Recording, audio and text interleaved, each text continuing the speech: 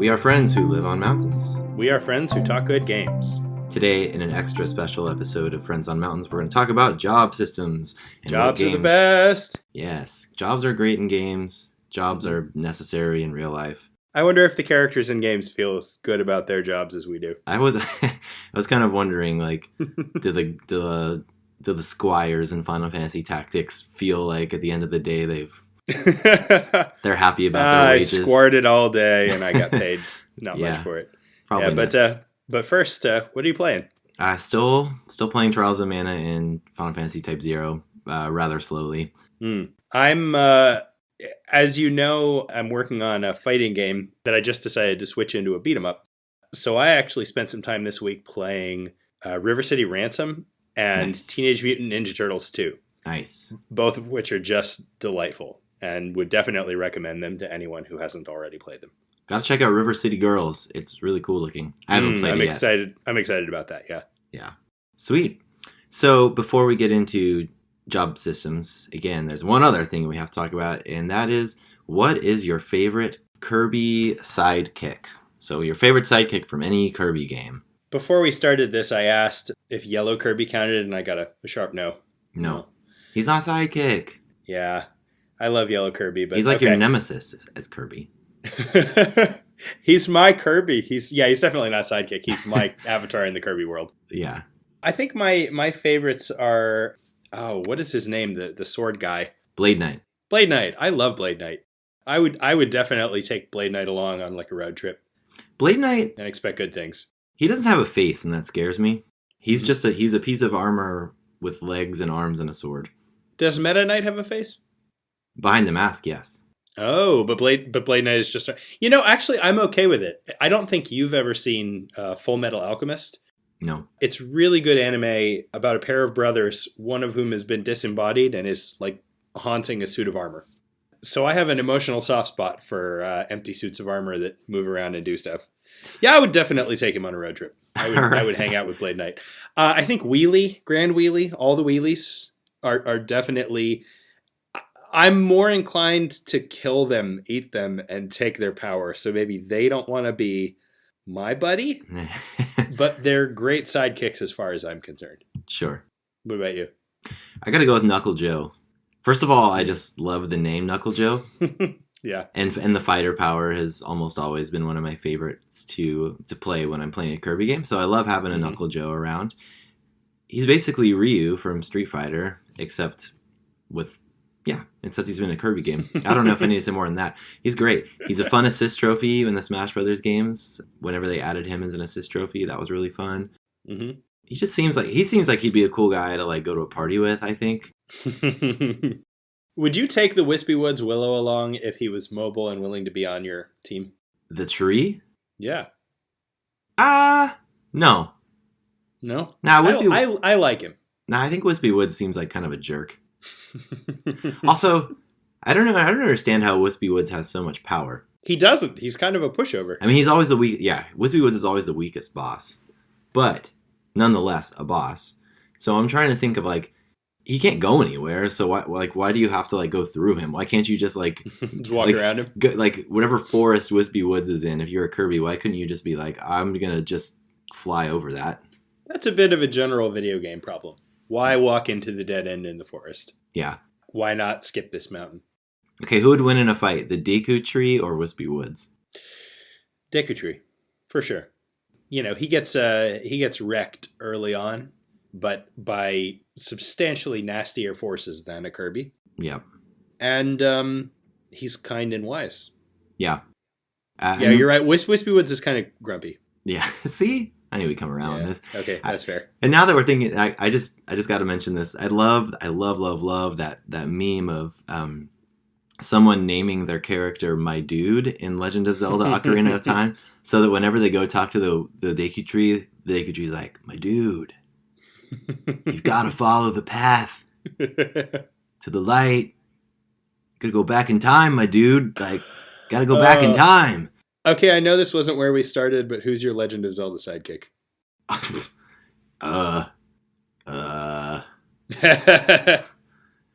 favorite thing about Breath of the Wild was I didn't have to have a sidekick. They all suck. None of them are good. Really? What I'm sidekick is gonna good? I'm gonna Epona.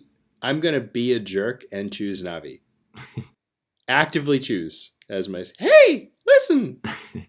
I like the owl in Link's Awakening that occasionally comes to like give you advice. I think Navi would be practical, like stop you from getting hit by cars as you walked around town. I apparently need that. I missed an episode or two bringing that up, actually. Yeah. Yeah. Well, here we are.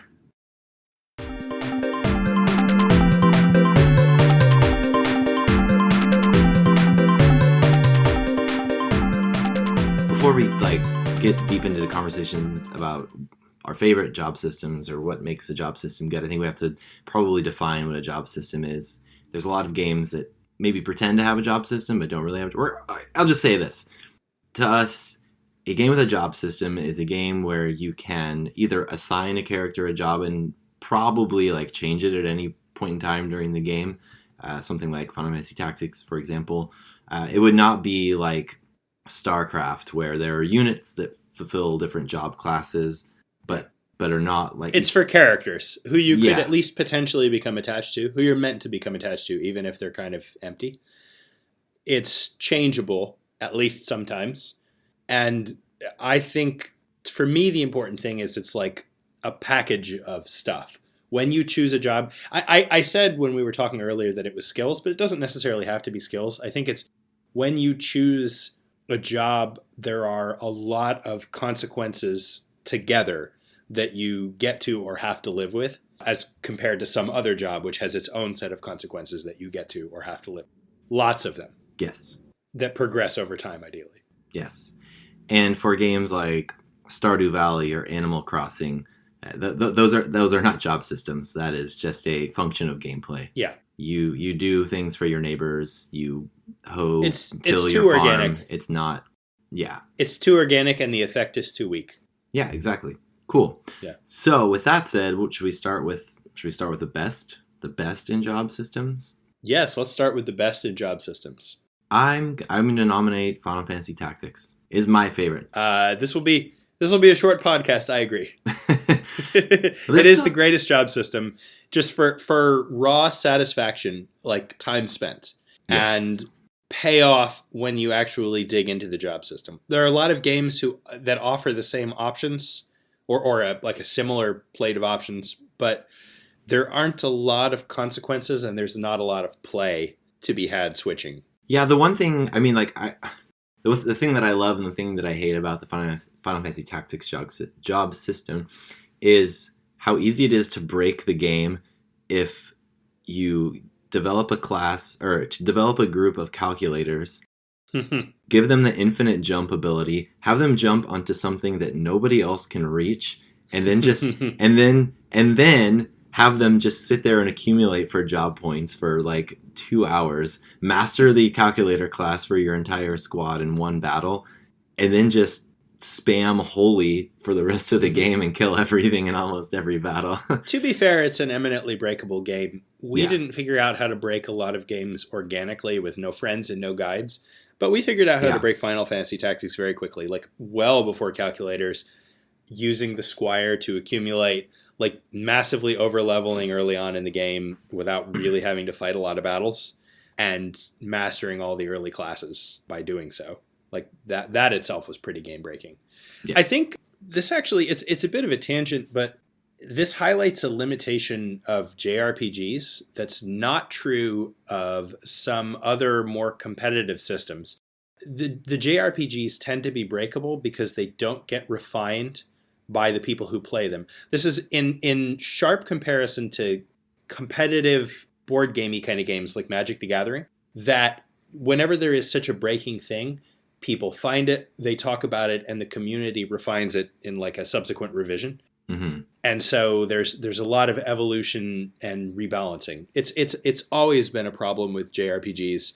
It's always been basically impossible to balance them. Sure. In fact, outside of that board gamey kind of world, I would argue that very few video games have ever, like with complicated systems, have ever prevented themselves from being breakable. No, but a lot of them, for games that are played massively online, there's typically patches that will fix stuff like that. Yeah, if you don't if you don't patch, well, so put it this way. If you don't design well, you won't be able to patch easily enough to keep up with it. Only a handful of games are good enough to really be worth patching. And a lot of the games that you and I like are not massive anyway. We don't really like massively multiplayer games. No. So our games don't get patched as much. We are friends who play games alone. Yes, we are. With our 5 other friends. We are.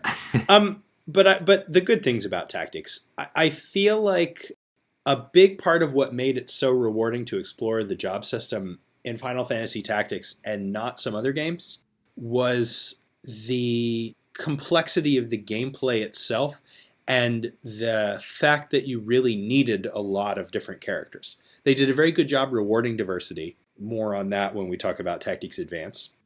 And they made it really necessary to dig and explore the class system because anything, sort of monoculture was weak. Right. And I also liked how, even at the end of the game, so Chemist was one of the first jobs I gave up on in my first playthrough of that game, because as soon as you level up your Chemist, you have the ability to make them either a Black Wizard or a Priest. And then you're like, hell yeah, like, forget throwing potions around. Like, I want to go learn how to cure or then go down that route. But then if you notice late in the game, I remember when you go to the underworld and you're in this incredibly annoying battle where there's a huge chasm in the middle of you and the enemies to start the game. One of your opponents is a chemist and you're like, okay, whatever.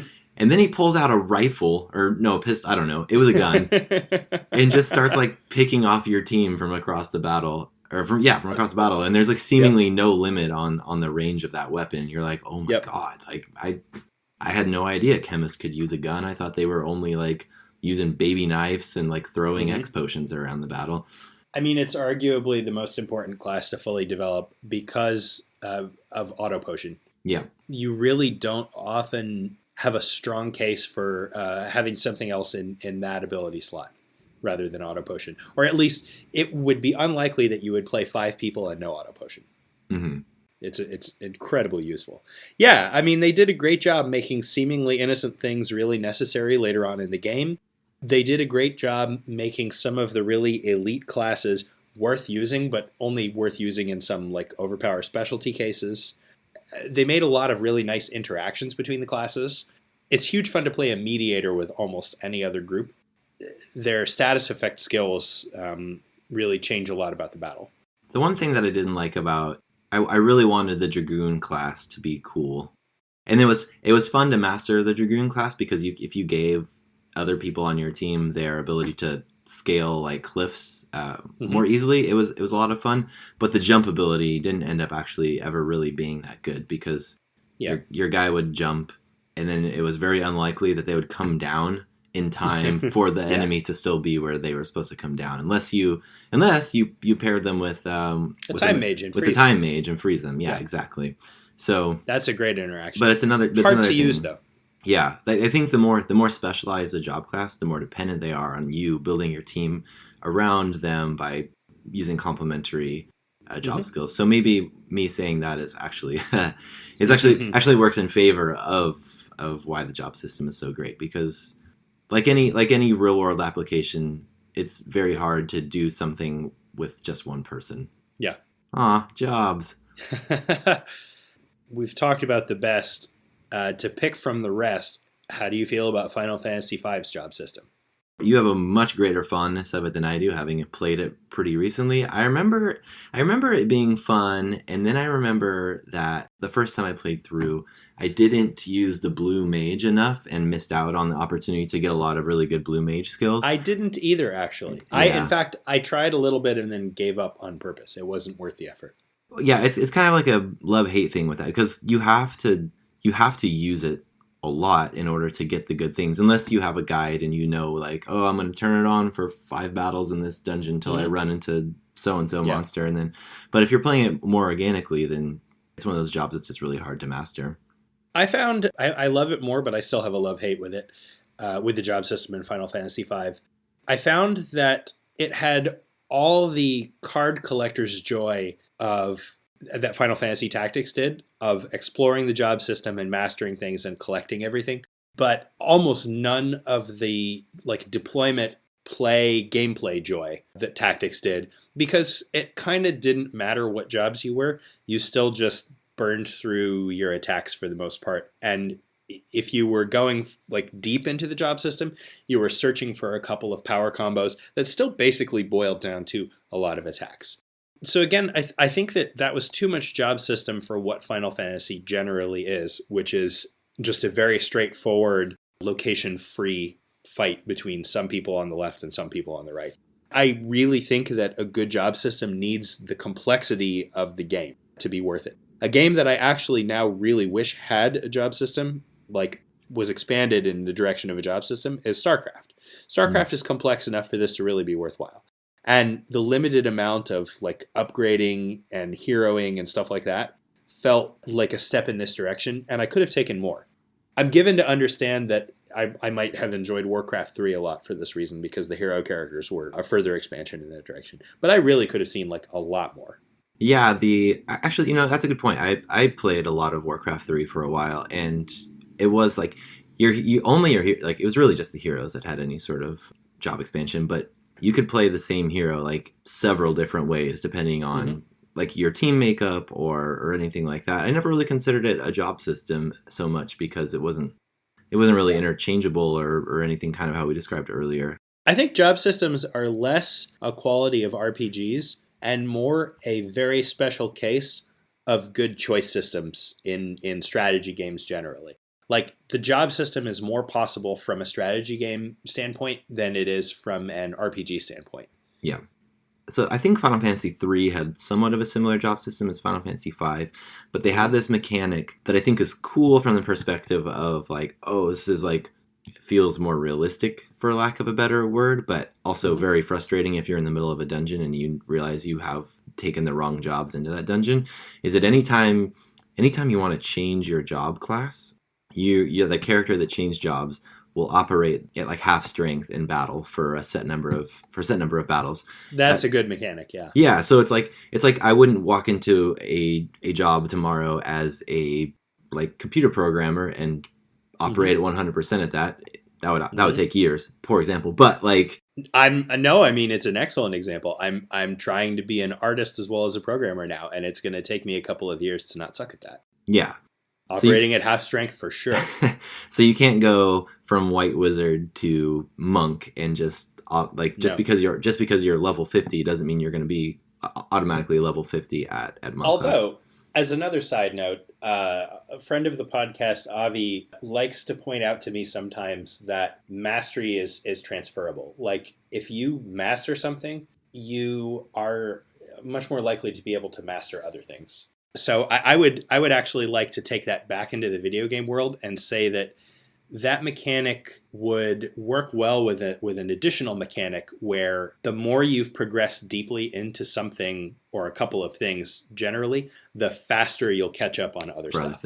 Yeah. You've learned how to learn, basically. Right. I was going to say that's more of a non-specific job trait than it is. Mm-hmm. Yeah.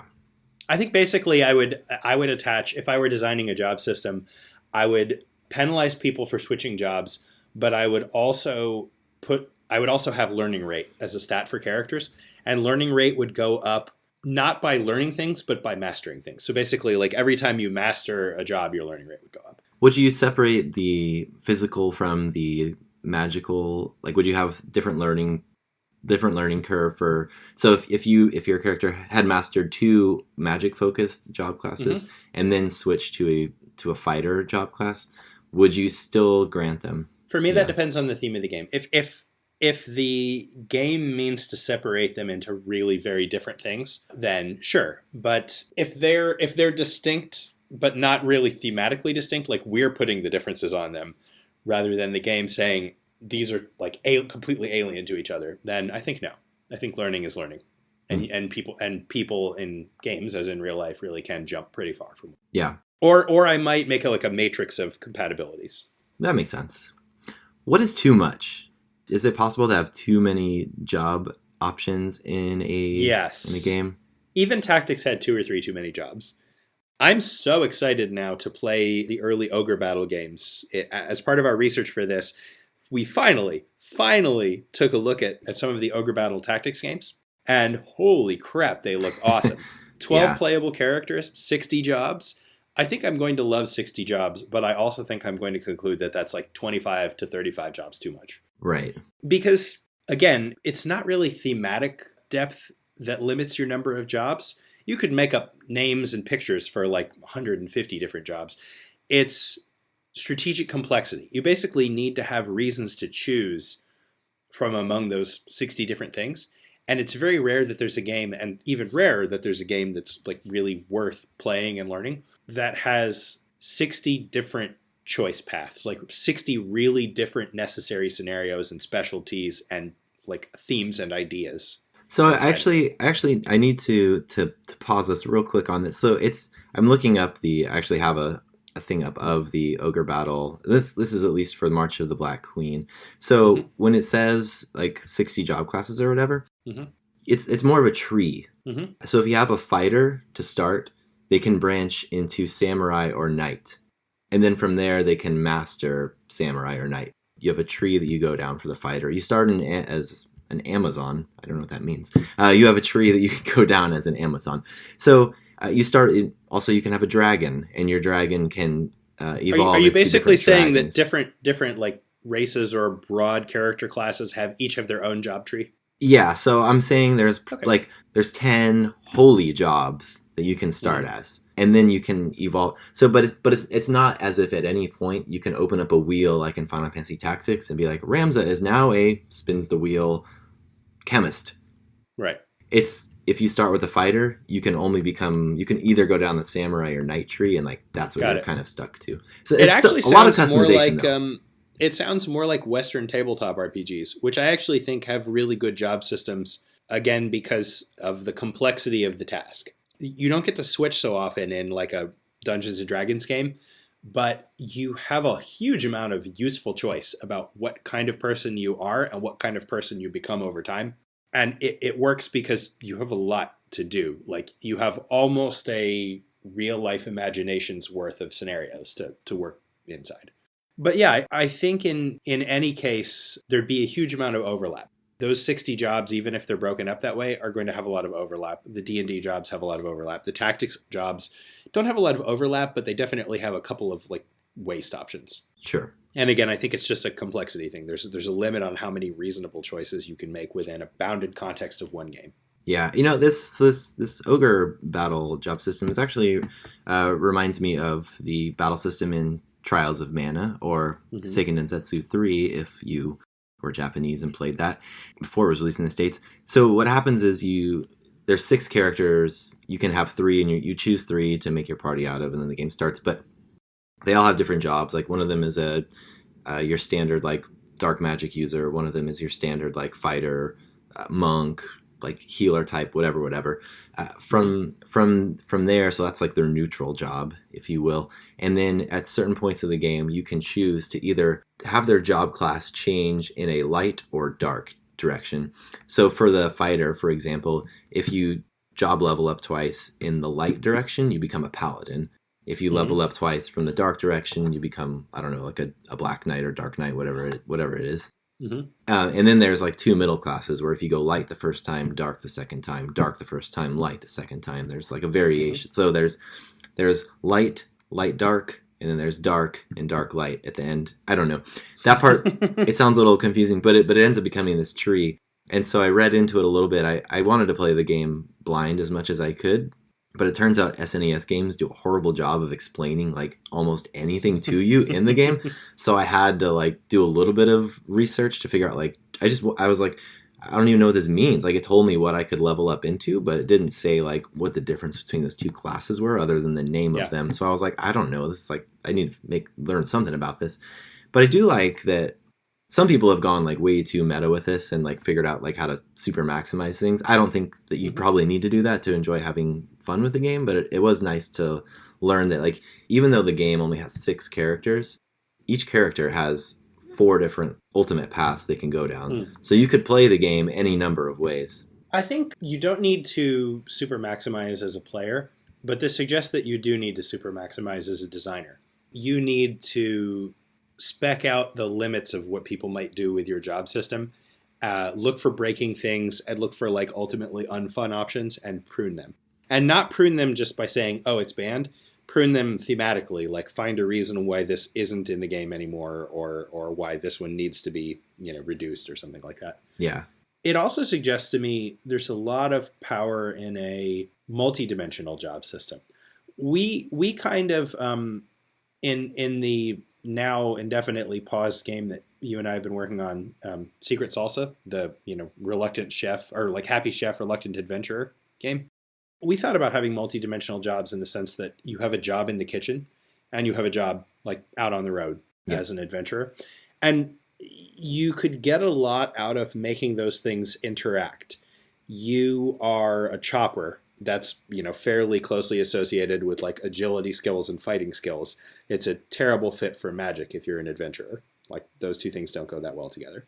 And I wonder if having a multi-dimensional game and putting jobs into each of the dimensions is a way of having more jobs and thus more satisfaction without too much. Mm-hmm. Because in general, what I want to say is basically it's competing interests. Like one side of you says more is more. The more of these there are, the more I will want to play with them and collect them and think about them. Like it's very fun to look at the full list and go, oh my God, I have so much stuff to go get. But competing with that is the more there are, the less likely they are to be well designed. Yeah, I think if I was designing one, I would make it in such a way that there were not just a mass number of jobs, but a lot of versatility within those jobs so that people didn't feel like they were being weighed down by their choice. I kind of like not being able to go back. Like I kind of like the tree option versus the free spinning wheel. Like if you at the beginning of your game decide you want to be a chemist, you should be able to choose you should be able to, like if there was 4 different paths from the chemist, you should be able to go in between any of those 4 chemist paths. But I don't necessarily think you should be able to 10 years into your career as a chemist decide that you're going to go back to sword fighting school and like start over there or like whatever. Yeah. I like the having some finality, but then at the same time, like the sandbox approach is a lot of fun. So I don't know. So I'll just go back on what I'm saying there. One thing I know that I don't like in job systems is when they're tied to your basic character, whether they're pinned to specific characters or they're pinned to properties like a character's race. I quite dislike that. And not just for, political correctness and progressive reasons. I actually dislike it as gameplay. It removes the element of choice. You get the slog of gaining all the skills, but you don't get the exploration joy of choosing who gets what and like apportioning things. Yeah, so you're very strongly hinting at Final Fantasy Tactics Advance. I don't think you're hinting. I think you're just talking about it. I kind of agree. Like one of the things that kind of bugged me about that game is that the Mughals were some of my favorite characters in that game, but they could only do like 3 jobs, and they all involved machinery. Like in that world, the only people that were good at machines were Mughals. Same for the New Mu, or the old wise looking people who could only take on magic focused jobs. And then the Banga are basically only like physical. You're just like big grunty guys who could only do stuff like a gladiator. Yeah. That was awfully rude. Yeah, it's I don't want to say it's racist, but maybe it's kind of racist. I think it comes from a racist place. Yeah. Final Fantasy Tactics Advance. Many of the same jobs available as in the original game, just cut up in really funny ways. And the game was oddly shrunk and simplified in a way that made the choices less necessary. That's a game to power through with like the top 3 job classes, far more than it is a game to explore all the different options. Yeah, one thing that really, really, really bugged me about the way you learn stuff in Final Fantasy Tactics Advance is that you, instead of getting job points for performing actions within that job class like you would in the original game, you had to equip equipment. So your sword might teach you Holy Sword or whatever a skill like that would be called. So you equip that sword for say 10 battles, and then you learn that skill at the end of 10 battles, as opposed to leveling up within the Holy Swordsman class would like let you learn more holy sword skills. The thing that I really didn't like about it was that it forced you to, if you miss something at a later point in the game, you have to use a very low level sword in a random battle where people are like far beyond the difficulty of that weapon. Like you could argue that it's a fun challenge. I find it to be annoying because I just want to equip the sword that I think is a cool sword to equip. Yeah. I want to talk a little bit more about a job system that I thought was so broken that it actually ruined the game. And that is the job system for the original release of Final Fantasy XII. I'm calling it a job system, but every character had a wide open license. It's called a license board. And so as you fought, you would gain license points in addition to experience points. And without really giving you any guidance of where to go with your characters, they're all kind of set up in a certain way to begin with. Like you have your archer, you have your the guy who wields a gun, you have the person who's predisposed towards like using white magic, etc., etc. You start in the center of your license board, and if you think you should just kind of like in somewhat of a ripple effect, just like kind of slowly like make a big circle around you instead of like choosing to go left, right, up, down, or like some diagonal direction, really like hone in on certain categories, you'll find that you get to a point where even though your character's levels are relatively high and you should be competitive in whatever dungeon you're in, what you've done is you've spread out your license points so thinly across like 7 or 8 different jobs that you have no good skills in any of those jobs. You might be able to afford this weapon, but you can't equip it. So you're going into this dungeon, say you're level 35, with the same weapon that you should have been equipping when you were level 15, because you've taken such a broad approach. It's like you're boiling the ocean, to borrow a phrase I hear at work all the time. And it doesn't work at all. And then it's no fun at all. It's like 0% fun to go back into a dungeon where you can be competitive and grind your way out of it because you're too strong to be there. You're not getting enough experience points to really like make the grind feel like it's worth it. They fixed it in the re-release where you were made to choose a job at the beginning of the game, and then you could fill out the license board for that job. But man, it made the first round of that game like borderline unplayable for me and a lot of other people. It has strong parallels with some people's conception of how real life works. I happen to be very strongly opposed to those people, but there's definitely a viewpoint that, and good arguments within the viewpoint, that specialization is the only thing that makes you competitive because other people are specializing and you just won't be able to keep up with it. Basically because there's only a market for the handful of best people in any given thing. Yep. And you just won't be able to keep up if you are not the best. I personally really dislike this viewpoint in real life because I think it greatly undervalues novel combinations and the discovery of new paths from novel combinations. Like most of the best things in life are you got your chocolate in my peanut butter kind of things.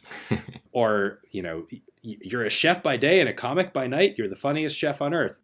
You should have a TV show kind of things. But I think that it's a bigger mistake in games than it would be even if it was, well, mistake is maybe the wrong word. It's a bigger tragedy in games, like within the context of a game, than it is if it was true in real life.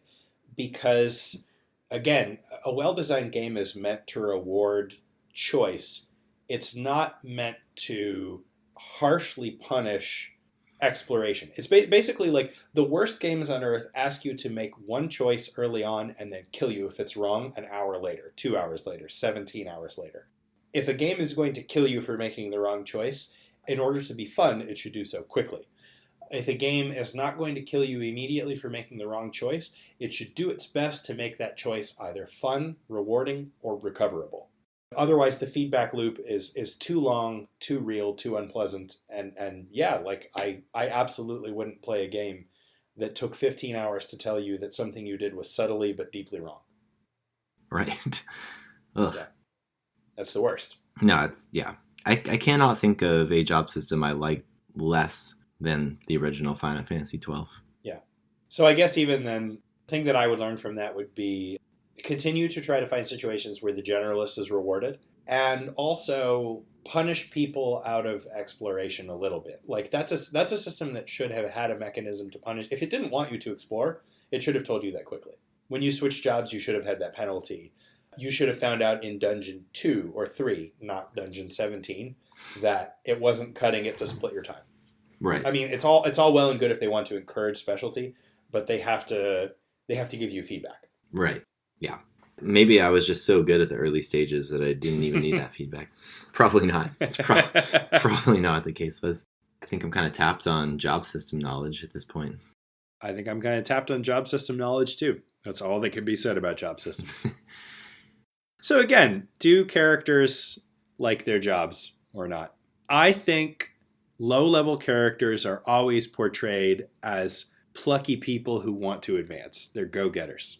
And advanced people in games are always portrayed as weary masters. Yeah. Tired old masters. Yeah. I think actually the younger, earlier shit jobs ones are like, I'm going to get up there. I'm going to be a calculator someday. I'm only a chemist right now. Right. I'm only a squire. I'm squarting for dear life, but someday I'll be a dragoon. And I think the dragoon is like, war is hell, kid. If you knew what I'd seen. I jumped into the sky, and by the time I landed, everyone I knew was dead. 7 turns, everyone I knew was dead. Don't be a dragoon. Oh man, that's so true. That's so true. Yeah, I think the characters in games like their job. I also think they benefit from a system that is very muddy in the real world, which is, I know if I'm a chemist in Final Fantasy Tactics and I sit in the corner and I squart and accumulate 10 times this battle, I will gain 300 job points. And as soon as this battle's over, I'll be able to go into my menu and learn how to... Oh, they're plucky because they have guaranteed advancement. Yeah. Whereas their promotions are guaranteed. Right. They're not in quite. Yeah. And our advancement in the real world is loosely based on achievements and also whether or not somebody feels good about it, who's already in the situation where they can, or you might just like, could you imagine if imagine if in Final Fantasy Tactics, in order to promote people from one job to another, you actually had to pay them a salary, and that salary increased. And then you get to a point where you're like, hey man, Jonathan, you're hitting all the marks to become a dragoon. I just can't. I just don't have the budget this quarter to bump you up. So like, I'm sorry, man. You'd get the best art, like IGN articles. Is it worth it to have a principal calculator? Yeah, exactly. Like, I don't know, man. It might be time. Like, the army in the West, they're hiring too. Like they might need They got a little more budget. Oh my God! If there was a fluctuating job market in a job system game, that would be they would be a lot sadder. Yeah. If no one's hiring dragoons this year. Right. Dragoons were pretty 2017, man. We're really looking for someone who specializes in geomancy right now. So what class would be recession proof in Final Fantasy Tactics? Squire. Squire. Unless they figure out how to automate it. Squire. You could automate Squire.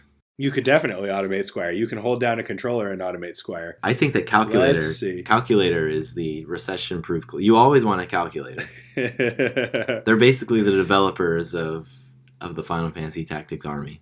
They're slow. They're so slow. No, they are definitely. I know.